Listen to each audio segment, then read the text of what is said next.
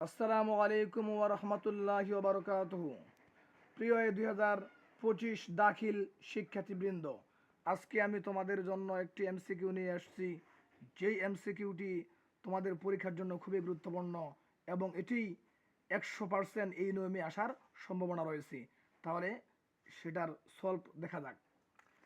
যে অঙ্কটা আছে কি, এজ স্কোয়ার মাইনাস 5 - 2 √6 ইকুয়াল 0 হলে এক্স এর মান কত?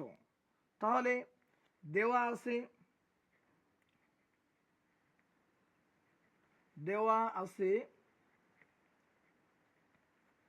Age square minus 5 - 2 √6 equal 0।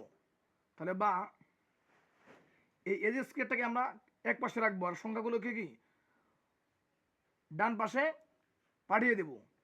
তাহলে এজ স্কোয়ার ইকুয়াল এই 5টা এখানে আছে মাইনাস অবস্থায়, পাস চেঞ্জ করলে কি হয়ে যাবে, প্লাস হয়ে যাবে। তাহলে সামনে প্লাস দেওয়াও তা না দেওয়াও তা, এই জন্য এখানে 5।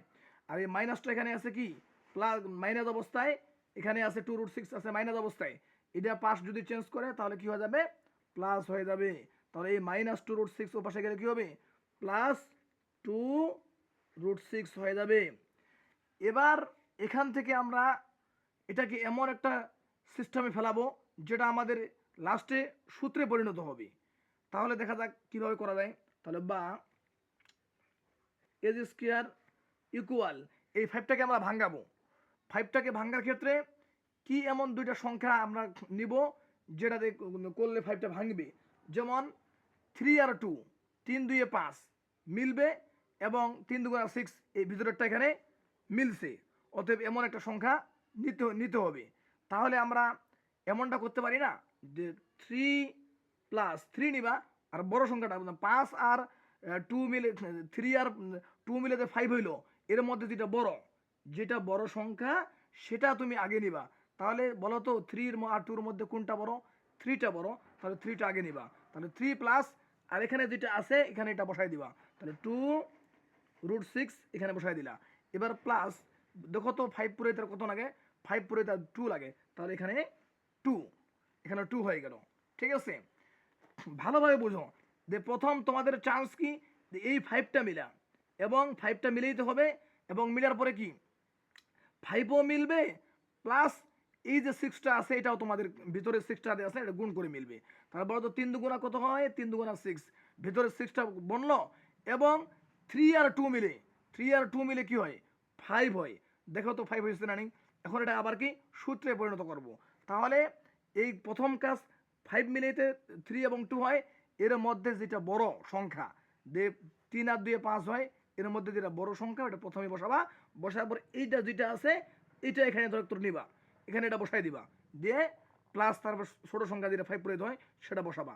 এবার এটা হইলো, হওয়ার পরে দেখবা বা এজ স্কোয়ার ইকুয়াল এই 3 + 2 √6 + 2 আছে, এটাকে এমন একটা সংখ্যা দিয়ে নিয়ে আমরা সূত্র তৈরি করব যে আমাদের সূত্রও হবে কিন্তু আমাদের কি অঙ্কের এই সংখ্যারও কোনো মানের কোনো চেঞ্জ হবে না। তাহলে এটা কীভাবে লেখা যায় না, যে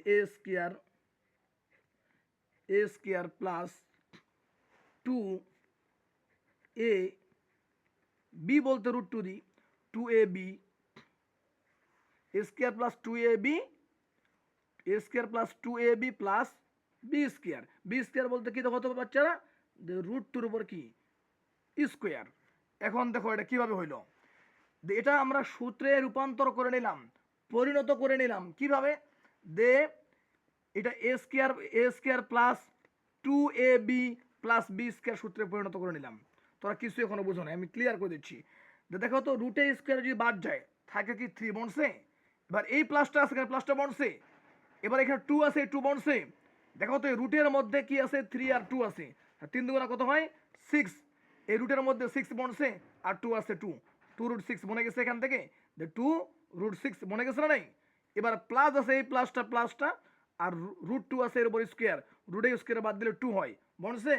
এবার দেখো তাহলে বা এজ স্কোয়ার সমান সমান √a² কি যায়, বাদ যায়।